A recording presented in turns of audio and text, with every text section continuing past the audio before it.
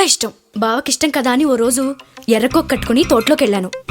బావ తోటలో నా కోసం ఎదురు చూస్తున్నాడు. ఎర్రకోకలో నన్ను చూడగానే బావ కళ్ళు జిగేలుమన్నాయి. బావని చూడగానే నా ఒళ్ళు జిల్లుమంది. అటుపక్క బావ, ఇటుపక్క నేను. మధ్యలో సర్రని శబ్దం అయింది. బుస్సుని పాము పడగెత్తింది. కళ్ళు రెండు గట్టిగా మూసుకున్నాను. అమ్మా, ఆ తర్వాత పాము ఏం చేసిందే మళ్ళీ? చెర పాకింది. గజగజ వణికాను. కాలికి తగిలింది. గడగడలాడాను. పైకొచ్చింది. బిత్తరపోయాను. కితకితలెట్టింది. తికమకపడ్డాను.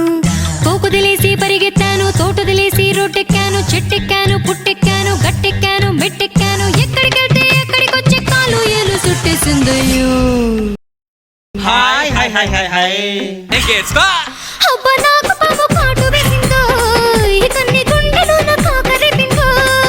తాలి కాటు కూడా కమ్మగా ఉందో. అబ్బా నొప్పి కూడా సమ్మగా ఉందో.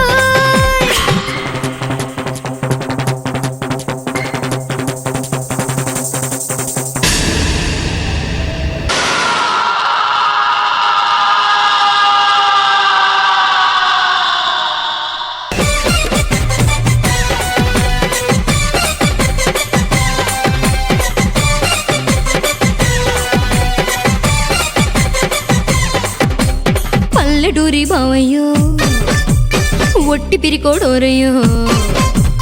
పల్లెటూరి బావయ్యో ఒట్టి పిరికోడోరయ్యో. పామును చూసి బిగుసుకుపోయాడోయ్. కర్ర తెస్తానన్నాడోయ్. తుర్రుమంటూ వెళ్ళాడోయ్. మామిడి గొమ్మ గలగల ఊపాడోయ్. చిన్న పుల్లైనా పడలేదు చూడయ్యో. ఎంతసేపైనా రాలేదు బావయ్యో. కొరకొర కోపం వచ్చిందో. కోపం వచ్చిన తాపం వచ్చిన ఉంచుకోకూడదు, మళ్ళీ దించేసుకోవాలి. ఏంటి దించుకునేది? దాని బాగా ఒట్టి పిరుకోడంట. ఇదిగో మళ్ళీ మీ బావ సంగతి మాకెందుకు, ఆ పావు సంగతి ఏమైందో చెప్పు.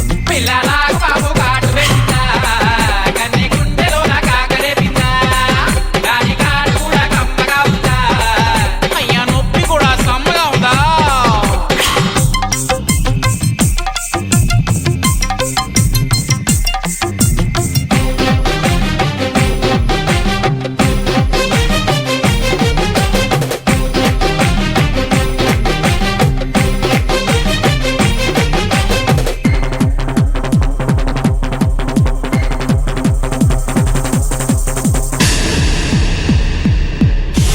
రాజమండ్రి సెంటర్లో పుష్కరాల జాతరలో.